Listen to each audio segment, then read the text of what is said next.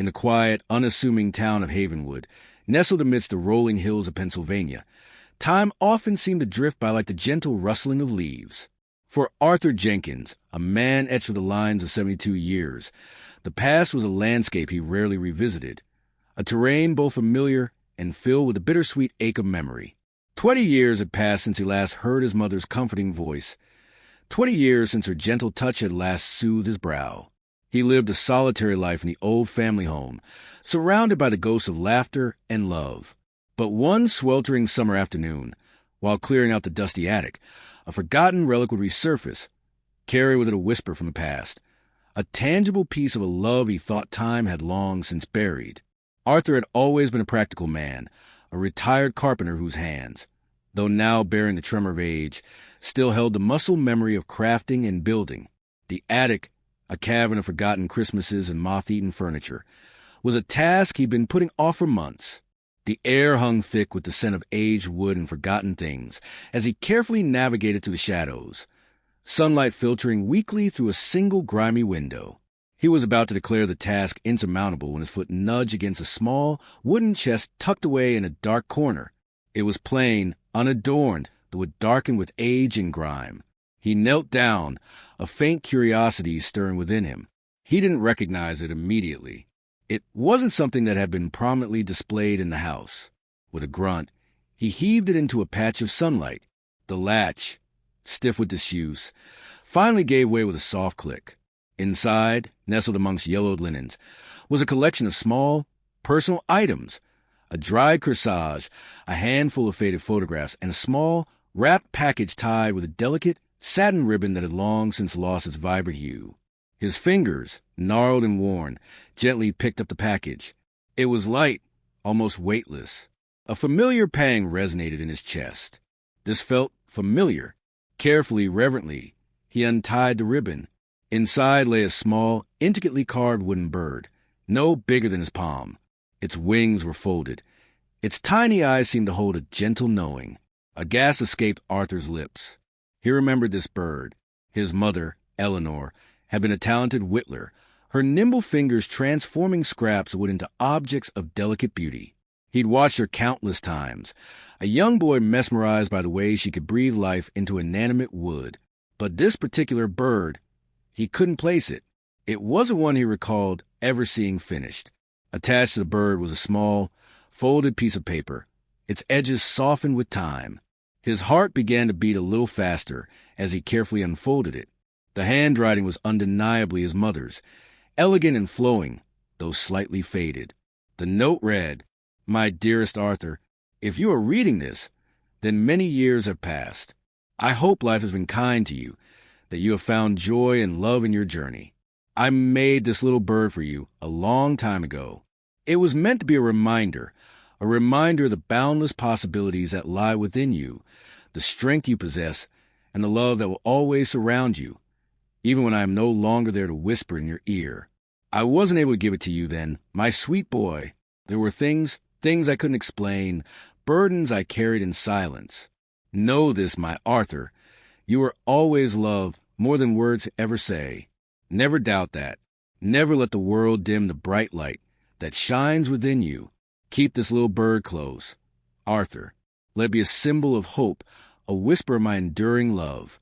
And know that even across the veil of time, my heart holds you close. With all my love, Mom." A wave of emotion washed over Arthur, so potent it almost buckled his knees. 20 years. 20 years, and this message, this tangible piece of his mother's love, had been waiting for him in the dusty silence of the attic. Tears welled in his eyes, blurring the faded ink. He clutched the wooden bird tightly in his hand, the smooth, cool with a stark contrast to the sudden heat that flooded his cheeks. He remembered his mother's passing as a deep, unfillable void. There had been a quiet dignity to her departure. But for him, a young man then grappled with his own place in the world, it felt like a sudden eclipse. He'd moored her deeply, carrying the weight of unspoken words and unanswered questions. This note, this unexpected gift, was like a voice from beyond, a soothing balm to a wound he hadn't realized was still so raw. He sat there in the attic dust, the sunlight painting streaks across the floorboards, the little wooden bird resting in his palm. He thought of his mother, her gentle smile, the way her eyes would crinkle at the corners when she laughed, the comforting scent of lavender that always seemed to cling to her. He remembered the times he'd sat beside her as she whittled, the rhythmic scraping of the knife against wood, a familiar and comforting sound.